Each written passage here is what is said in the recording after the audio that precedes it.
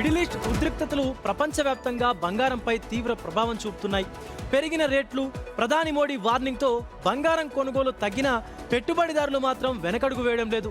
దీనిపైన ప్రపంచ స్వర్ణ మండలి తాజా నివేదిక విడుదల చేసింది. ఈ నివేదిక ప్రకారం భారత్లో బంగారం కొనుగోళ్ల లెక్కలు ఎలా ఉన్నాయో ఇప్పుడు చూద్దాం.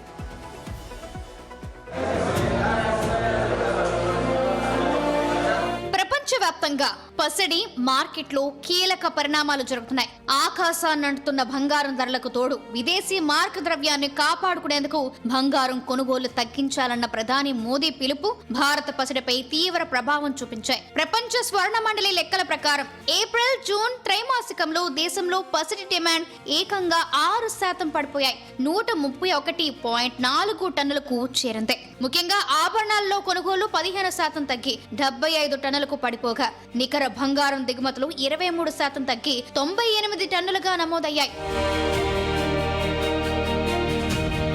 ఇందులో మైండ్ బ్లాకింగ్ ట్విస్ట్ ఏంటంటే కొనుగోళ్ల పరిణామం తగ్గినప్పటికీ బంగారం విలువ భారీగా పెరిగింది. రికార్డు స్థాయి రేట్స్ వల్ల బంగారం విలువ పరంగా గిరాకీ ఏకంగా 50% పెరిగి 1,98,000 కోట్లకు చేరింది. మిడిల్ ఈస్ట్ లో ఉద్రిక్తతలు గోల్డ్ రేట్స్ ను ఆకాశాన్నంటేలా చేస్తే కేంద్రం దిగుమతులపై విధించిన సుంకాలు, ప్రధాని హెచ్చరికలు మాత్రం మార్కెట్ ను నెమ్మదించేలా చేశాయి.